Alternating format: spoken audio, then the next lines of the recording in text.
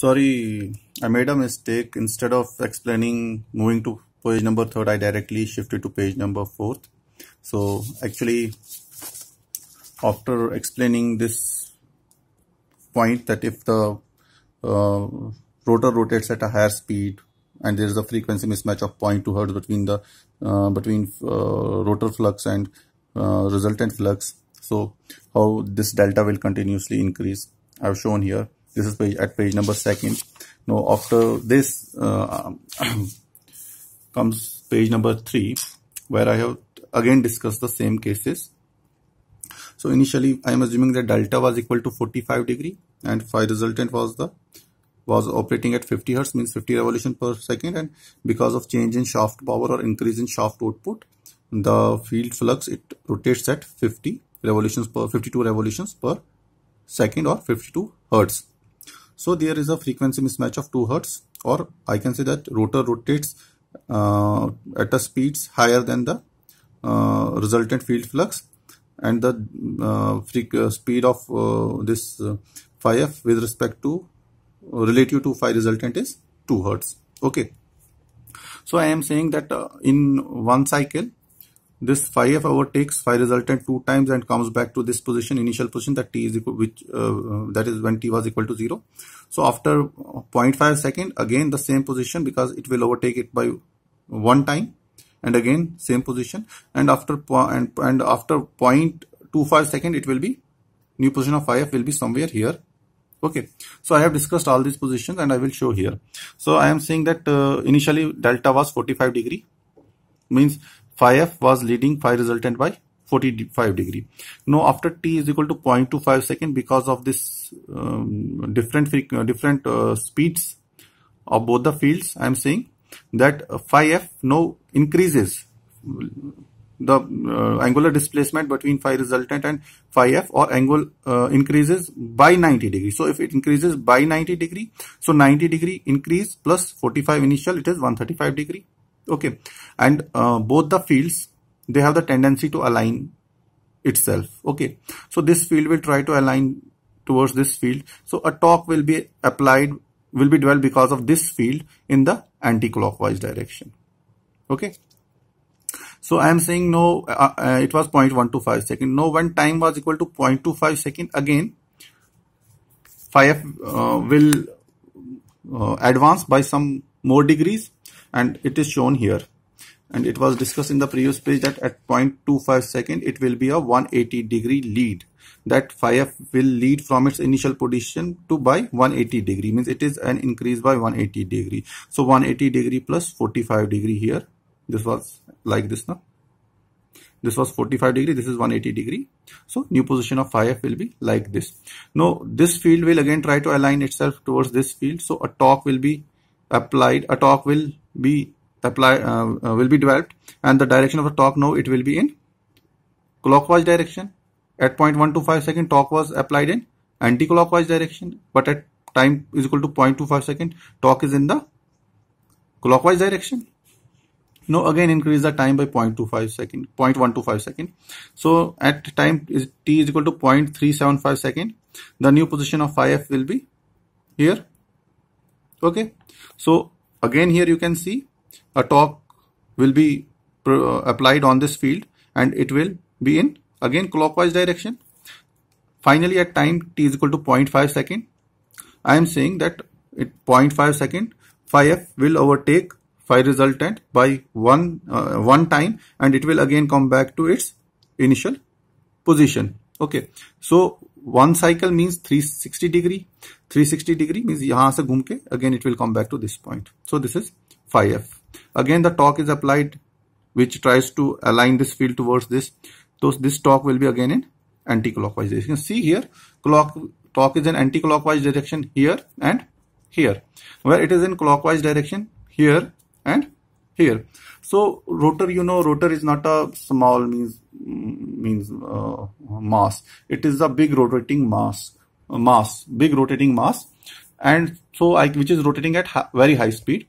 So I am saying that if such a big object is rotating at a high speed, so the frequency, this inertia of the So inertia of the this rotor will be very large.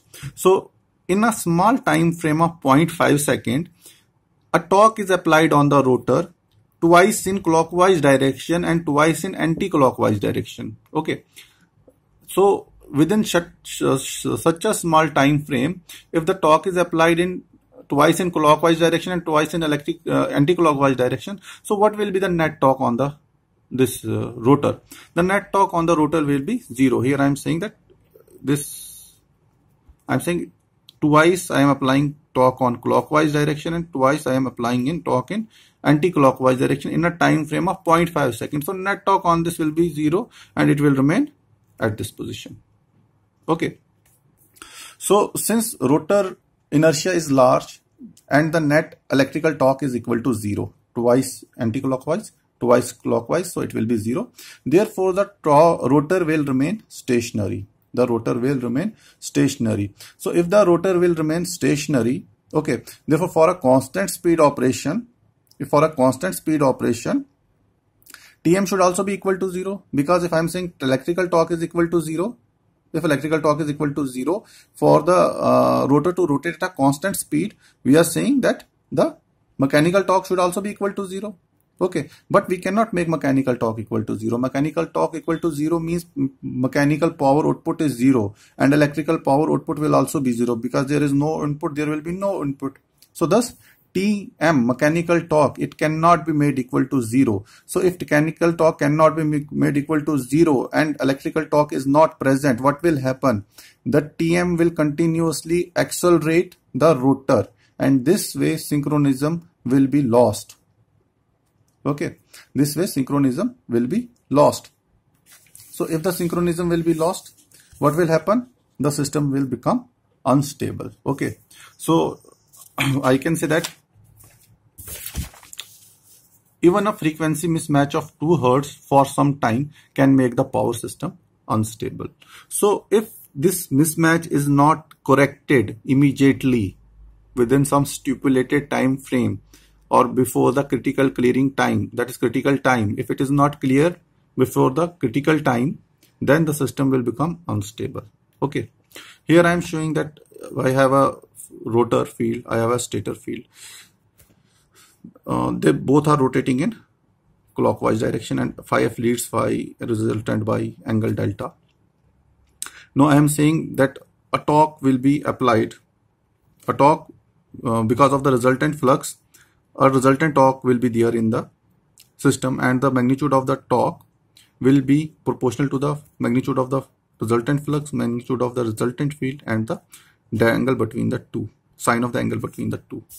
So as I already told you that both the fields have the tendency to align each other, which give rise to resultant torque T, where magnitude is proportional to the magnitude of the resultant flux, magnitude of the field flux and sine of the delta. Now tell me the torque due to phi resultant and phi f, they will be in opposite direction. This will try to align itself in this direction and this field will try to align itself in this direction. So torque due to these two fields, they will be in opposite direction. And we know that stator winding, it is fixed. It cannot move. It is not rotating. So effect of the torque on the resultant flux, it is not a concern. However, you know that the rotor torque is in anti-clockwise direction. The torque because of the rotor flux phi f. Okay. The torque because of the rotor flux phi f is in anti-clockwise direction and field flux, okay, is in anti-clockwise direction and field flux, it is because of the rotor.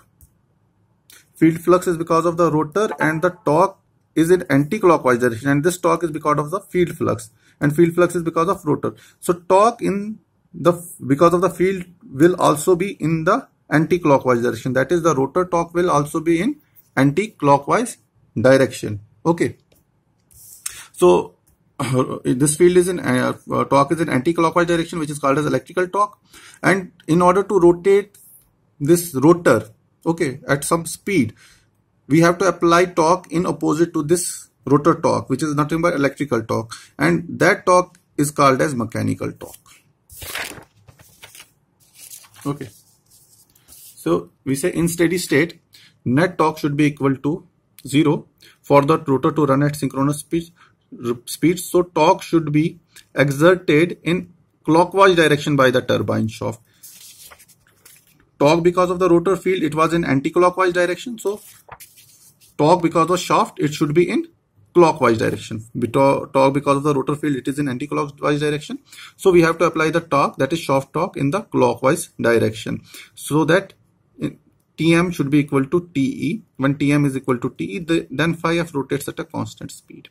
So I am saying that at steady state, mechanical torque is equal to electrical torque. If I will multiply both the equations by the speed, then I will get mechanical power is equal to electrical power, and the formula for the electrical power is EV sine delta by X, which is derived yesterday. Okay, where I take a case of a single generator connected to an infinite bus bar through a reactance X. Okay. So here I am showing that mechanical power is the input to the system and electrical power is the output. So tell me, if electrical power will become zero, what will happen? Then electrical torque will become zero. So if you want that the rotor should run at constant speed, what should happen? Mechanical power should also be equal to zero. That means mechanical torque should also be equal to zero. That means there will be no input power if P is equal to zero, which is not possible. That is why we say that mechanical torque cannot be made equal to zero. So in absence of P, if P is not there, means electrical torque is not there, but mechanical torque remains. And mechanical torque remains there, which will accelerate the rotor. And if the rotor is accelerated continuously, then the system will lose synchronism. We will see it in when I will teach you the P delta curve. There I will tell you how with increase in delta, how the system will become unstable. Okay. So that I will maybe after 2 lectures I will come to that topic. Okay. So for any queries related to these 2 topics, you can either drop a message in the Google Classroom, or you can WhatsApp me, or you can even call me. Okay. Thank you very much.